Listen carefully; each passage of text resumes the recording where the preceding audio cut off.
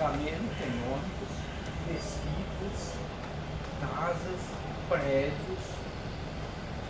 Ainda a mulher não botou as roupas no varal lá em cima naquelas casas ainda, que ela não lavou ainda, né? E muita coisa que não tem nada a ver com aquela época, não é mesmo?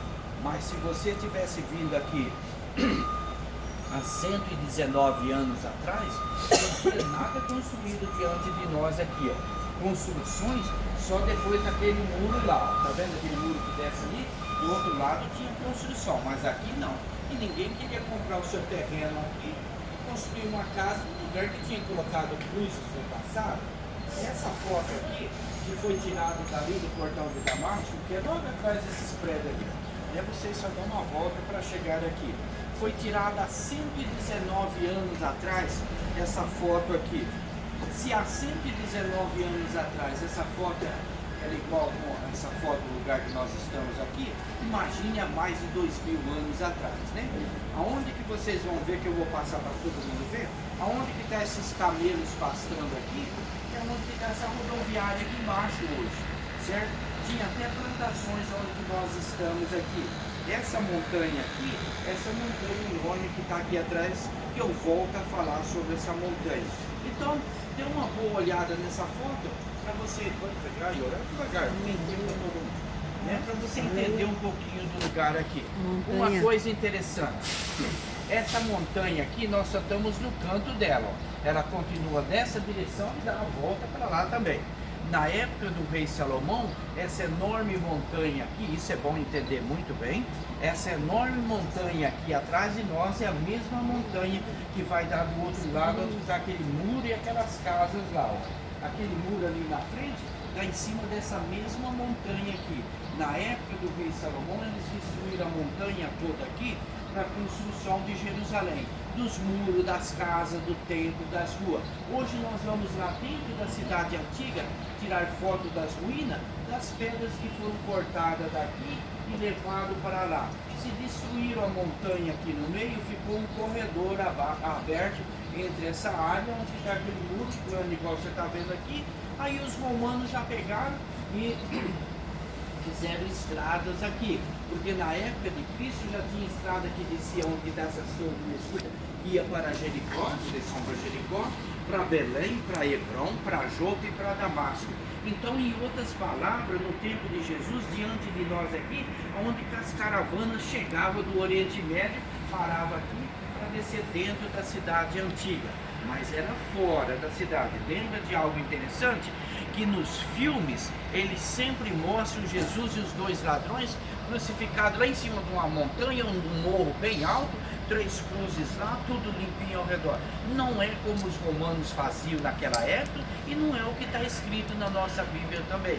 Eles crucificavam as pessoas nos lugares públicos para todo mundo passar e ver e saber. Caso você se levanta contra nós, esse será o seu destino, certo? E era para todo mundo ver e saber o que estava acontecendo. Bem, poderia ter um pequeno relevo assim, onde foi colocada as cruzes, mas não uma coisa exagerada como nos filmes. Tem alguns escritos que dizem que possivelmente poderia ter 1 metro de altura onde foi colocada as cruzes. Se você tem 1 metro de altura, você coloca uma cruz aqui, já está 4 metros lá em cima, não é mesmo? E alguns, né, então é isso que encaixava no período que eles faziam no passado.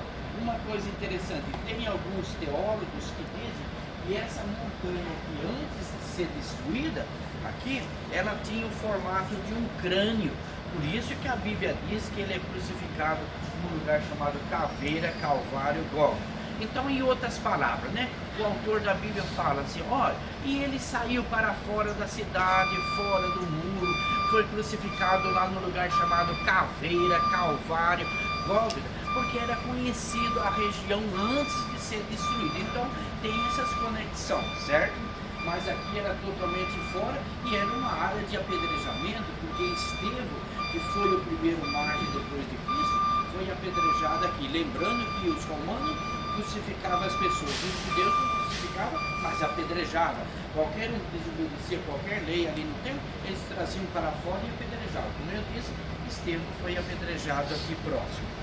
Bem, vocês estão vendo lá no final, tem esse hotel aqui escrito Gold, lá no final não tem umas árvores bonitas, verdinhas, aproximadas lá? Lá sim já era dentro da cidade antiga, na fortaleza de Antônia, onde que Jesus recebe a sentença de crucificação por Pilatos. Lembra da história? Fomos lá ontem, lembra? Isso, exatamente. Lá já era dentro da cidade, aqui não. Logo atrás daquelas árvores já começa a esplanada do templo, Monte Moriá, que a Bíblia fala sobre o sacrifício de Isaac, lá no livro de Gênesis capítulo 22, que o Deus eterno pede para Abraão trazer seu único filho Isaac para ser sacrificado lá no Monte Moriá. Quando Deus viu que Abraão sacrificou seu filho no coração, Deus providenciou o ovelhinho, o cordeirinho de sacrifício. Um sacrifício genuíno há muito tempo atrás lá no Monte Moriá, e algo tremendo aconteceu mais próximo da onde que nós estamos aqui mais tarde. Bem, Jesus é crucificado na semana da Páscoa. Uma multidão de gente estava acompanhando, não era um caso isolado não.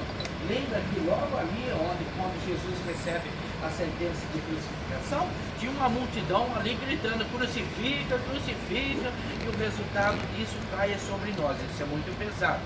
Então Jesus sai para fora da cidade, fora do muro, e é crucificado em algum lugar na nossa direção aqui, por volta das 9 da manhã, né? 9 horas agora. E, né? Se comporta. Exatamente.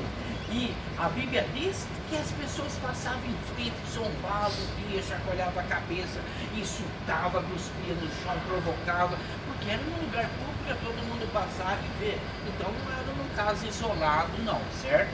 E uma coisa interessante que a Bíblia diz, que quando Jesus estava pregado aqui na cruz no Calvário, os próprios religiosos lá no templo, que botaram lenha na fogueira em relação à crucificação de Cristo, eles passam em frente a Jesus aqui no Calvário, né? E ainda falam com Jesus quando ele está pregado na cruz.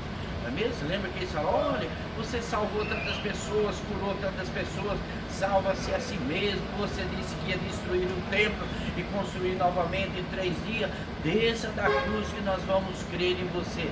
Então não era num lugar isolado, né? Eles tinham diálogo com Jesus quando ele estava pregado na cruz, falava cara a cara, olhando no rosto, nos olhos, mas não tinha comunhão como eu e você temos, não é mesmo? Então tem muita diferença da gente ser um cristão que tem diálogo com Jesus e outro cristão que tem comunhão íntima no coração. Eu tenho visto aqui no Jardim do Fundo que tem um pessoal que tem diálogo mesmo com Jesus. Tem um pessoal que chega a pular nessa altura ali: oh Jesus, eu quero isso, me dá isso, é meu, é meu, é meu, é meu, eu tomo posse, é meu direito, Jesus, e grita, parece que ele não ouve, né? Mas aí a gente pergunta para essas pessoas que exigem tanto de Jesus: está você tendo comunhão íntima no coração para exigir alguma coisa, não é mesmo?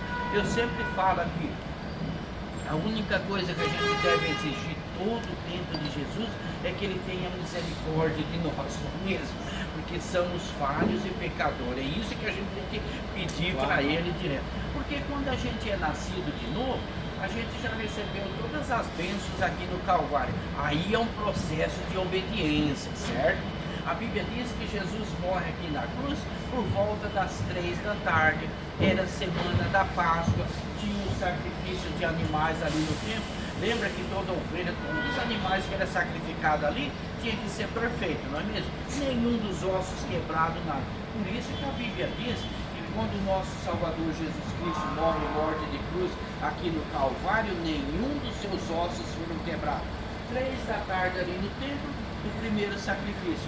3 da tarde aqui no Calvário, Jesus morre morte de cruz como Cordeiro de Deus para perdoar os nossos pecados e ressuscita para nos dar vida eterna, não é mesmo? Aleluia. Um sacrifício tão perfeito que é a única razão porque eu e você estamos aqui nessa manhã bem